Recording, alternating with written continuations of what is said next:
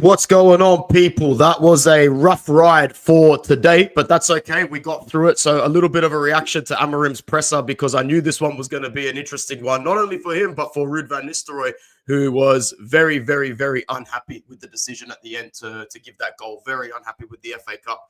And you know what? He was right. He goes, this wasn't a matter of millimeters. You know, it was offside by half a meter. And it definitely should have happened. But anyway, we're going to get through this press conference reaction. I'm not going to be here for too long, and that will conclude our content for today. RSV is in the house. Thanks for coming by, man. Like the video. Make sure you subscribe if you are new, my brother. Amorim's favoritism of Dalot and Bruno reminds me of Ollie's favoritism of Maguire, McTominay, and Fred, and Ten Hag's favoritism of Bruno, Anthony, and Rashford. He will lose the job if he's not careful.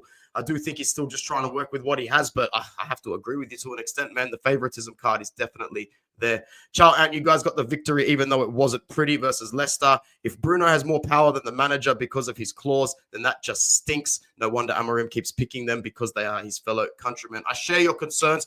For today, let's just try and focus on the press conference reaction, because I do want to have a little look at what was said. Let's start with a couple of quotes here.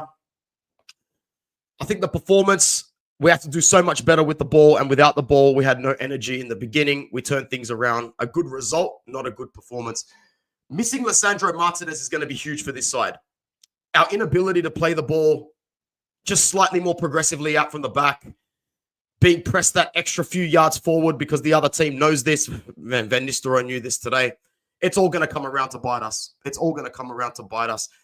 And if we want to do better with the ball, well, we're going to have to play better ball-playing carriers, and there were still a couple of better ones on the bench today. Like the treatment of Casemiro is starting to look a little bit,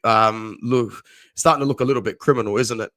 Let's have a little about the Dorgu thing. Now, as someone who's watched Dorgu play for Lecce and someone who's watched Serie A, I've seen him make shift through the different parts of the pitch and the different parts of being a fullback. But Amorim said on Dorgu, sometimes you need a left foot on the right-hand side to connect in a different way. Sometimes you need a right foot to connect to the cross balls on the other side. So it's like that. He was trying to help Dorgu manage the game, he said. He had 3 trainings, so it was hard for him. But he did start him. He just had to take him off at halftime because we were losing. At the end of the day, the biggest quote that's going to come to bite him in the ass is that, what did he say? He said that it said on Y-Scout that he can play on both sides, the left and the right.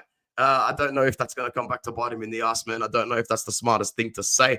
Yeah, he said his position, as you can see on Y-Scout, is that he can play both sides. There you go. There you go. How bizarre. Look, he did acknowledge the need for improvement. He acknowledged that after difficult performances, despite advancing to the next round, things need to improve. What else did he have to say? Treatment of the service to Rasmus Hojlund, apparently not there. But let's not use today as the isolated incident, Ruben. Let's not use this as the isolated incident today. Unfortunately, Rasmus Hojlund spends more time losing the ball, spends more time on the grass, spends more time on his ass. It's not just today. It's an ongoing thing. It's an ongoing thing. This is absolutely crazy. Wow. Wow, wow, wow, wow, wow. I can't believe he's defending that after not starting Xerxes. He needs to start Xerxes, man. The levels between the two are huge.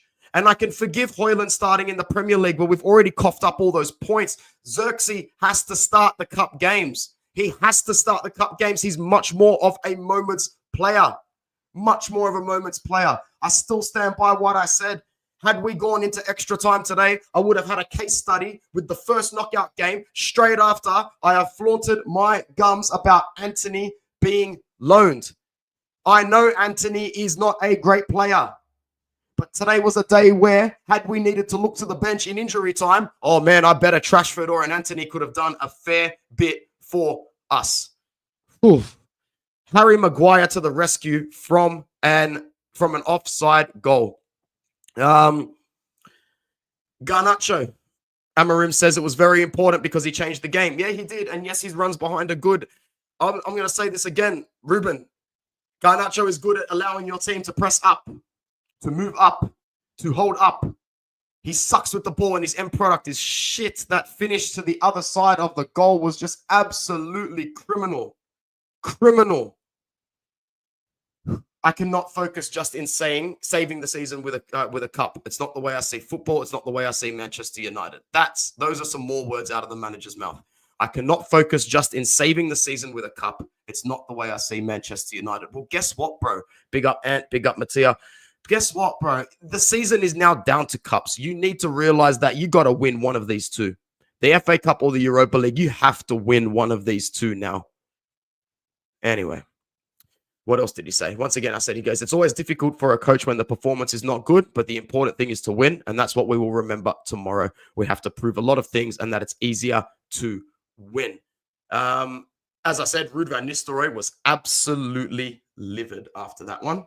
Absolutely livid. And so he should be. So he should be.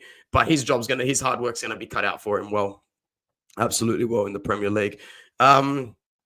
I think that we will see Dorgu a lot more on the right-hand side, especially if our tools are down all over the defensive side of the pitch.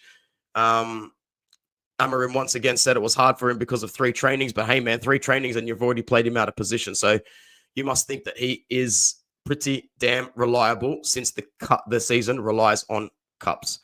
One more thing that he said on Hojlund, I remember he goes that, he needs to understand that sometimes he needs to do a job without touching the ball. He can't be frustrated because in the next game, he will have a situation near the goal and has to be calm in the next game. Guys, don't expect Xerxes to get the nod over what's it called? Over Hojlund anytime soon. Nah, that ship has sailed. That ship has definitely sailed. Definitely sailed. So what else is there to say? I'm really looking forward to hearing his press conferences before the next Premier League matches, because now that you're into the 5th round of the FA Cup, you're 4 rounds away from victory. You need to prioritize it now. We are in priority territory as far as the quarterfinals, usually with the FA Cup. But for this season, there is no Premier League, there is no Champions League, there is no top 4. There is only cups and vibes and moments. We need to grab our moments. We need to grab our moments completely. No real other comments to make, besides the fact that who went through to the next round? We went through to the next round. And that is all that matters at the end of the day. Let's have a look at Ruud van Nistelrooy's comments one more time, because I did think that he had a lot to say relevant to us. Because the game was decided on a mistake. It was half a meter. We were not defeated in Fergie time. We were defeated in offside time. It's kind of poetic and ironic that that it had to be done to Ruud van Nistelrooy in moments that he celebrated in this stadium and in this ground himself. He backed Rasmus Hojlund in his press conference as well. He did say that, because he did get a good reception, but he goes, I just blocked it out completely because of the situation and because of the moment, which is fair enough as well. All right, guys, that's it for the press conference reaction, and that's it for the content for today. I hope you enjoyed everything on Devils Down Under, and we are through to the next round. That's all that matters. I am out of here.